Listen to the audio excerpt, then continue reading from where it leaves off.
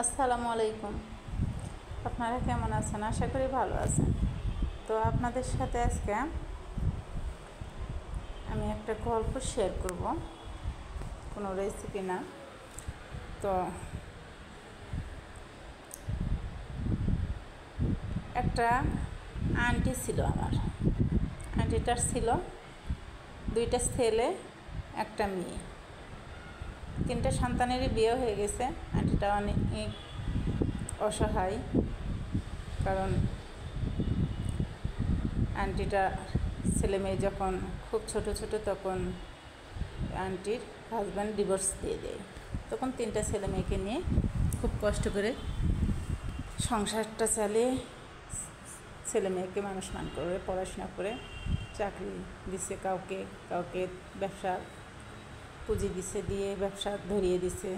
মেয়েটা ভালো জায়গাতে বিয়ে দিয়ে দিছে একটা আর্মি ছেলেকে দিয়ে। তো এখন আন্টিটা বাড়িতে একাই থাকে। ছেলেটা চলে গেছে যেখানে চাকরি করে, ছেলেটা আর্মি চাকরি করে অন্য জায়গায় যা বাসা নিয়েছে। আর যে ছেলেটা বাসায় থাকে ব্যবসা করে, সে ছেলেটাও বিয়ে করে আলাদা হয়ে গেছে। তো আন্টিটা আমার সাথে সব কথাই প্রায় শেয়ার করে, সব গল্পই করে প্রায়।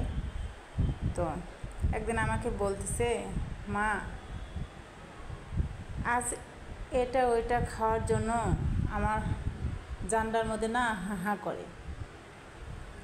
আমাকে না কত কিছু খাইতে মন চায়, কিন্তু আমি খাইতে পারি না। আমার ছেলে মেয়েদেরকে আমি বলতেও পারি না আমাকে এটা ওটা খাইতে মন চাচ্ছে, তাহলে আমাকে কেমন ছোট দেখাবে, তাই না? তো এখন কত কিছু খাইতে মন চাচ্ছে।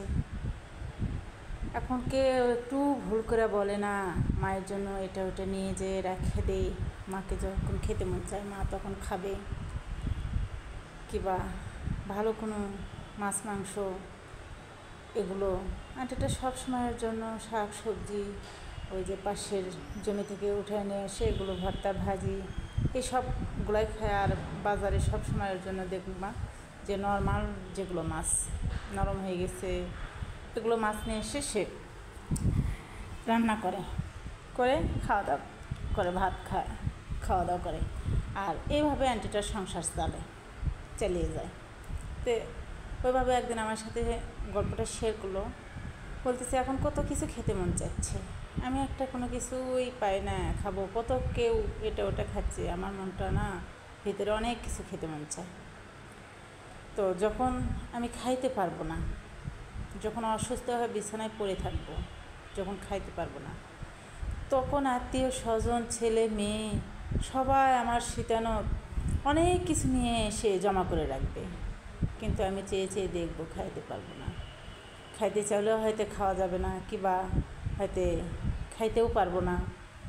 তো সেই সময় আমাকে যদি এগুলো দেয় ছেলে মেয়ে কিবা আত্মীয় স্বজন, তাহলে আমি সেটা আমার কি কখনো মন ভরবে? তাহলে আমার কি সেই সময়টা সুখকে আমি উপভোগ করতে পারবো? তো প্রতিটা সন্তানকে বলছি, যাদের বাবা মা আছে, যখন খাওয়া দাওয়া ঠিকঠাক মতো করতে পারে, ভালো মতো তাদেরকে আপনাদের সামর্থ্য অনুযায়ী বাবা মার কাছে খাবার যেটা খেতে মন চায় তাদের শুনে তাদের খাবার পৌঁছে দেওয়া, তাদেরকে সবসময় খোঁজখবর রাখা, তাদের খেয়াল রাখা, কী খাইতে মন চায়, কী তাদের রুচি, এগুলো বিষয়ে তাদের থেকে জানা উচিত। কারণ যেটা ঠিকই বলছে যে অসুস্থ হয়ে পড়বো যখন, খাইতে পারবো না শয্যাশায়ী, তখন অনেক কিছু থাকবে আমার শীতে নেই, আমি শুধু চেয়ে চেয়ে দেখবো, খাওয়া যাবে না। আসলেই ঠিক, এখন আমরা চাঙ্গা ভাঙা মানুষ, অনেক কিছু খাইতে মন চাই, তাই না? তো ভিডিওটা যদি ভালো লেগে থাকে অবশ্যই শেয়ার করে সবাইকে শোনার সুযোগ করে দিবেন, আর কমেন্ট করে জানাবেন, লাইক করতে কিন্তু ভুলবেন না। আসসালামু আলাইকুম।